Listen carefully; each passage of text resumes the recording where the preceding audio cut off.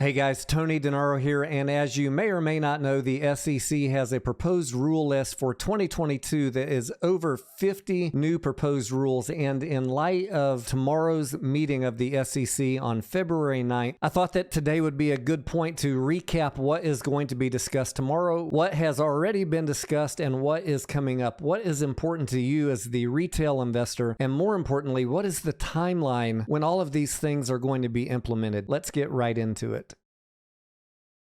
As I mentioned, there are over 50 proposed rules on the SEC's agenda for this year. I've highlighted on this form in yellow the ones that are probably of most interest to retail investors, and the ones with the green highlight circle around them are the ones that are actually going to be discussed tomorrow, Wednesday, February 9th, 2022. I know that still there's a lot of confusion about what each of these items does and when are they going to be implemented. Let's take a look at the things that are on the list. We got the first one highlighted in yellow, the amendments to Form PF. That was covered in the January meeting of the SEC. Coming up tomorrow, we have updates to rules related to private fund advisors and cybersecurity risk governance. A lot of people have been interested in this second highlighted yellow item, Prohibition Against Fraud, Manipulation, and Deception in connection with security-based swaps. Going a little further down the list, we have the short sale disclosure reforms, a proposed rule on loan or borrowing of securities, and finally amendments to the Securities Transaction Settlement Cycle. Or how do we move from this T+2 that we're on and get closer to a T+0 settlement cycle? It is worth noting here in this second column that all of these rules that we're discussing today are proposed rules. So while they may have been entered in the Federal Register as a proposal, they do need to come in front of the SEC for discussion, debate, a vote, go out for public comment, possible revisions, and then eventual publishing into the Federal Register for full implementation. Now that entire process could take weeks, months, or even a year or more. So bear in mind as we're talking all of these, they are only in the proposed rule stage. In case you've not been keeping up with any of the SEC meetings so far this year, I'm going to talk very quickly about this first one, the amendments to Form PF, which did come in front of the SEC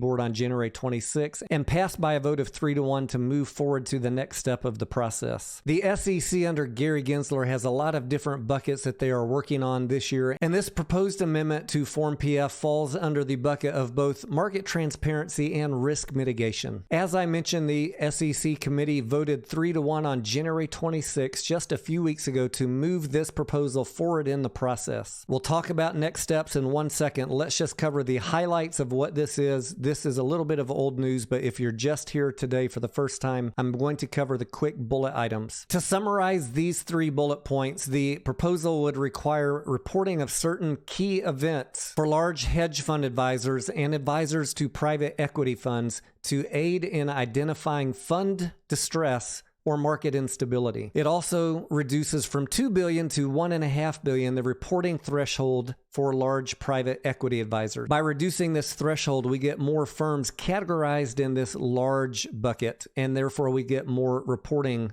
through this amendment. And the third and final item revises reporting requirements for large liquidity fund advisors. I know you're asking, what does all this mean and when is it going to be implemented? Well, Form PF is a very long and detailed form. In fact, it's almost 65 pages, and I'll put a link to this form in the video description if you'd like to see the level of detail that it goes into for yourself. The key benefit, if this proposal is implemented, is much more transparency for the SEC. While currently firms have either quarterly or annual reporting requirements, this amendment would require large hedge fund advisors and private equity advisors to file a report within 1 day after certain events that may signal significant stress, potential systemic risk, or potential areas of inquiry to prevent investor harm. So what kind of trigger would require a fund to now submit this form within 1 day? Well, we have things like extraordinary investment losses, which would generally be triggered by losses of 20% or more of net asset value over 10 business days, certain margin events, counterparty defaults, material changes in prime broker relationship, changes in unencumbered cash, events disrupting or degrading key operations, and certain events associated with redemptions, including redemption requests of more than 50% of net asset value. So what happens next on this proposal? Well, the public comment period will remain open for 30 days after this proposal is published in the Federal Register. And as of the date of the publishment of this video, February 8th, to my knowledge, this proposal is still not in the Federal Register. Once it is published and comments come in, additional amendments to the form may be forthcoming. Up next on the list are two items which are going to be discussed tomorrow, Wednesday, February 9th. And I'm going to discuss these at a very high level because although they are on tomorrow's meeting agenda, they're not going to be super important to the average retail investor. And these two items are the updates to rules related to private fund advisors and cybersecurity risk governance. Item 1 on the agenda for February 9th covers private fund advisors and documentation of registered investment advisor compliance reviews. The Commission will consider whether to propose rules and amendments under the Investment Advisors Act of 1940 for private fund advisors. We'll find out some more details on February 9th tomorrow, but I suspect that this has to do with this letter that was issued in January regarding an assessment that was done back in 2020 in regards to the compliance of private fund advisors. This mainly has to do with how private fund advisors talk to their clients, the disclosures that they give them, and to make sure that they're not providing any missing or misleading information. The second agenda item for tomorrow, February 9th, is the Advisor and Fund Cybersecurity Risk Management topic. The Commission will consider whether to propose new rules to address cybersecurity risk management for registered investment advisors and investment companies, as well as related amendments to certain rules regarding advisor and fund disclosures. We will find out more about this agenda item in detail tomorrow. However, in recent testimony in front of Congress, Chairman Gensler said that this rulemaking could address such issues as cyber hygiene and incident reporting for issuers and funds. What is cyber hygiene? That generally refers to best practices, habits, and mindset related to cybersecurity. The next proposed rule on the SEC's list that we're going to cover in this video got a lot of attention because there are a lot of people in the retail investing community that are concerned about the possible abuse of security-based swaps. This rule is a prohibition against fraud, manipulation, and deception in connection with security-based swaps, and also covers certain disclosures of security-based swap positions. Now, my take on this proposed rule is it is not going to directly affect retail investors. It is designed to protect either the buyer or seller in a security-based swap transaction from either fraud, manipulation, deception, or the omission of material facts. In terms of transparency and risk mitigation, however, there is an item of interest in this proposal. The new proposal will require that any person or group having a swap position that exceeds a threshold amount to publicly report such position no later than the end of the first business day following the execution of the security-based swap. This proposed rule is out on the Federal Register, available for public comments until March 21st, 2022. I'll put a link to it in the video description should you care to read it. Be forewarned, it's a very long read. Getting to the more exciting stuff, one of the things that retail investors really are at a disadvantage with in the markets today is the lack of transparency on short sales. And we can see that short sale disclosure reforms are on the SEC's list to tackle this year. Now, let me just be blunt here for 1 second. These short sale reforms were mandated by Congress in 2010 under the Dodd-Frank Wall Street Reform and Consumer Protection Act. It is just inexcusable that here we are 12 years later and the SEC has taken no action on this stuff. They've been content to let their little buddies in Wall Street report very generic data every couple weeks if they want to. However, under the new administration that we have currently in office, this issue is finally starting to get some attention.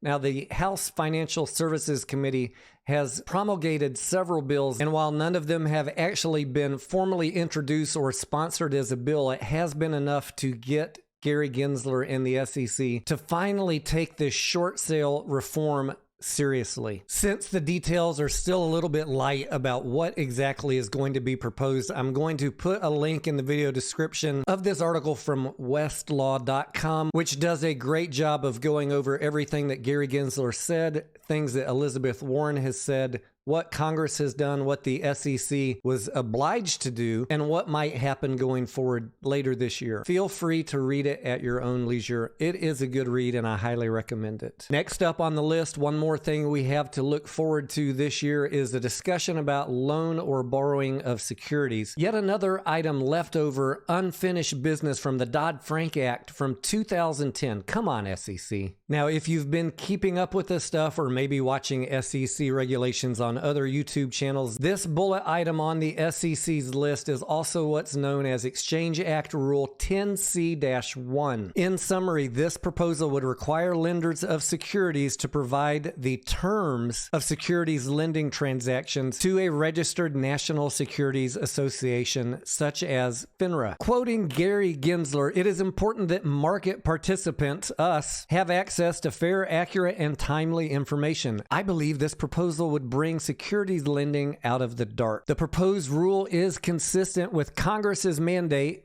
back in 2010 in the Dodd-Frank Act that the Commission increase transparency, there's that word again, regarding the loan or borrowing of securities for brokers, dealers, and investors by ensuring that market participants, the public, and regulators have access to timely and comprehensive information about the market for securities lending. It's almost comical when you read articles like this one where it says the SEC notes that the values of securities on loan was approximately $1.5 trillion as of September 30th, 2020. Yet we don't have transparency. The relative opacity of the securities lending market is addressed by private vendors who receive and transmit information regarding loan securities to and from their subscribers. Because these vendors only have access to information provided by the subscribers, the available data on this market is incomplete and fragmented. Just $1.5 trillion, no big deal if it's fragmented and incomplete. So securities lending proposal or Rule 10C-1 is still out there on the proposed rule list. This one does fall in both buckets of risk mitigation and transparency, so keep your eye on it. I know that I will be. All right, before I talk about Project Ion and Robot Godzilla, I want to cover the last item of interest for today that we're covering on the SEC's proposed rules. And this is also going to be the third bullet item on the February 9th SEC Commission meeting tomorrow. This is the last highlighted item in the list here. Amendments to the Securities Transaction Settlement Cycle. On February 9th, 2022, the Commission will consider whether to propose rules and rule amendments under the SEC Act of 1934 to shorten the standard settlement cycle for most security transactions. In 2017, we made a change to what we have today, which is T+2. The next steps that they're going to be doing is taking a look at can we get to T+1 and ultimately T+0.